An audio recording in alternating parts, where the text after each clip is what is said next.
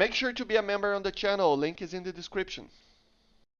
Hello guys, once again it's Matt, and today we have another video on the F-14, but today we are going to fly in simulator battles. As you're going to see, the matchmaking is kinda weird right now, and it's really hard to find some good matches to fly, you know, against the MiGs and stuff. So yeah, I'm going to make more videos on the F-14 in the upcoming weeks.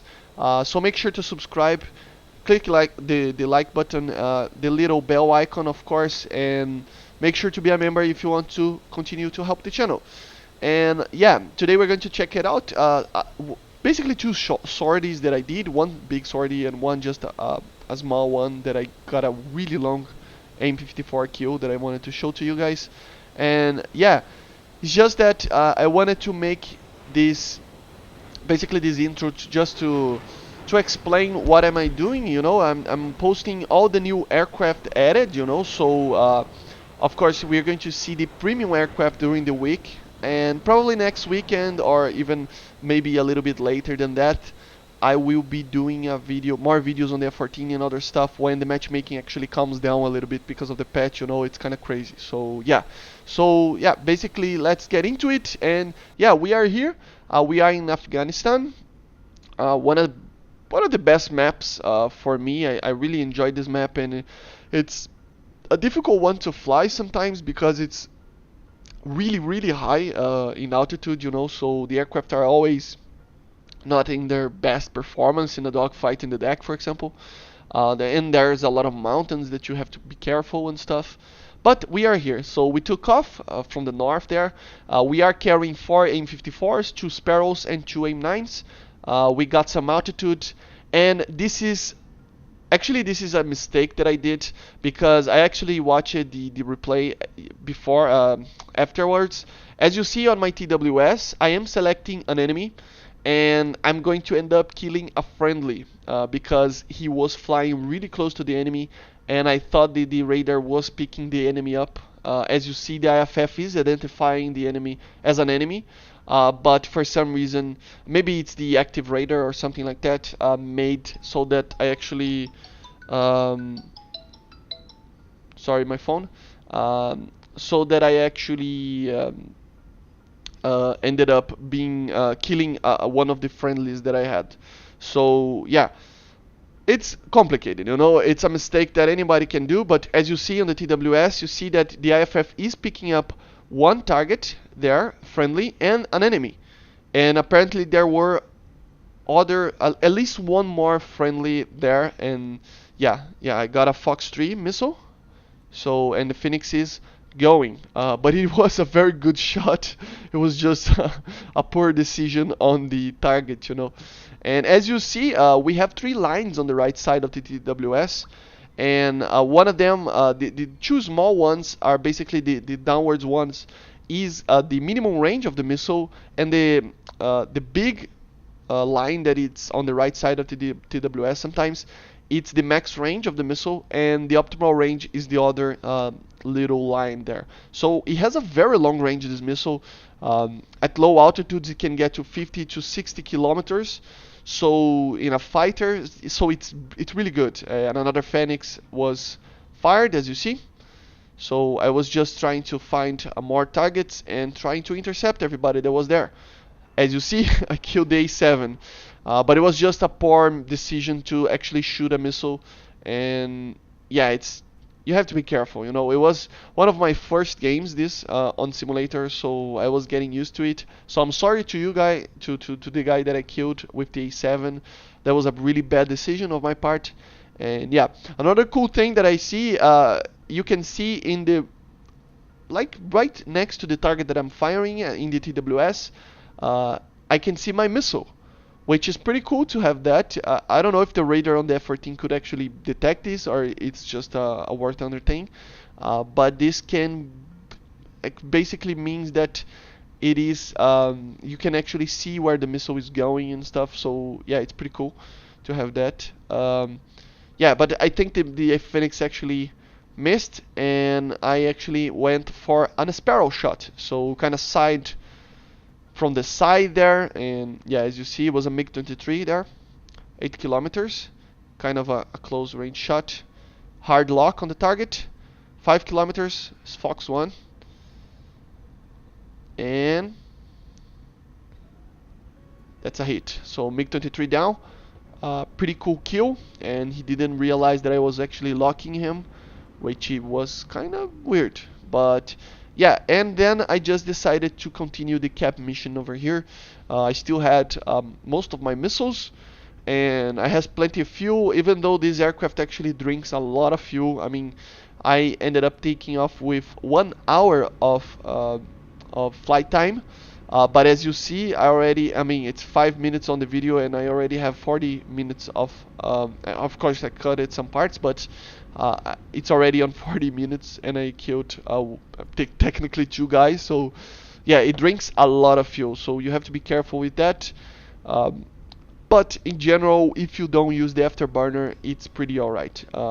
Right now, detected another target, as you see, and 20 kilometers. And it was kind of a, you know, a close range shot, so I didn't want to fire an M54 because the M54 is a weapon for 30, 40 kilometers plus. But I ended up losing the target, but the Phoenix actually went active, which was pretty good. And let's see if he hits. I think he missed the target. And I saw other guy there taking off from the airfield. So yeah, I launched an M54 on the target, and I turned away.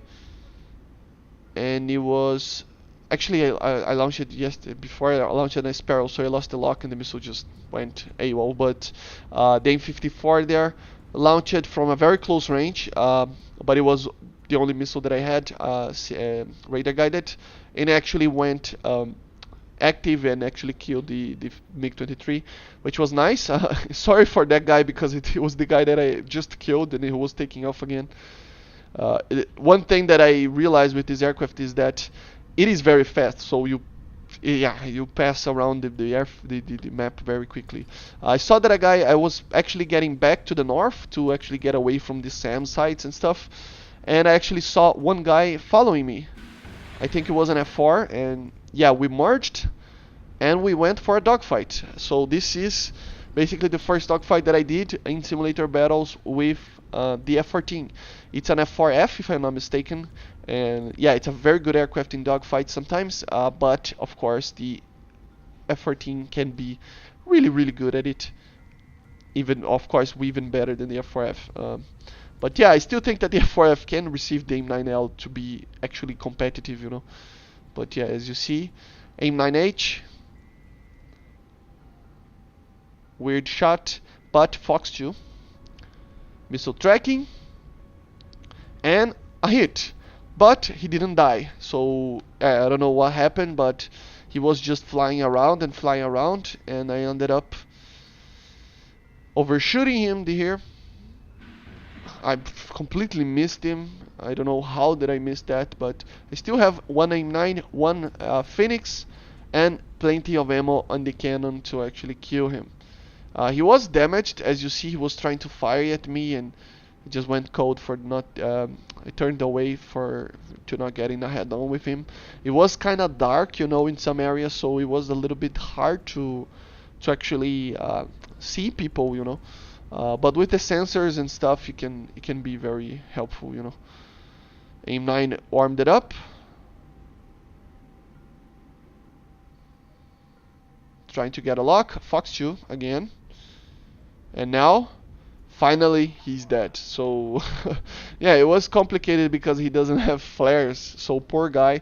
I ended up not killing too many advanced aircraft, you know, in the F-14. But it's just cell phone. It's just complicated, you know, that you kind of don't choose the targets that you're firing at. So, and the matchmaking, as I said, was kind of weird. But anyway, and here we are. We actually detected an enemy, and there were an F-14 actually trying to chase him down as well. So I was kind of worried that if I fired the M54, first of all, of course, he is like notching my. He's flying perpendicular to me. But the thing is, he is just being kind of in the mountains and being perpendicular to my thing, and a F-14 flying around near him. So I was kind of not wanting to shoot the missile, you know. I only had one Phoenix and one chance to actually kill one guy. So with the missile, so I actually wanted to make sure that I killed somebody. But as you see, even though in a side aspect shot like this, you still have 30 something kilometers of range, of effective range, you know, of maneuverable range of the missile. So yeah, the Phoenix is one of those missiles that it's not the best at closer ranges. I was talking about yesterday with a friend of mine that the AIM-9 is in the cannon is basically for targets. Let's compare it to like this. So the cannon is for targets like from 0 meters to 1 kilometer, maybe a little bit more.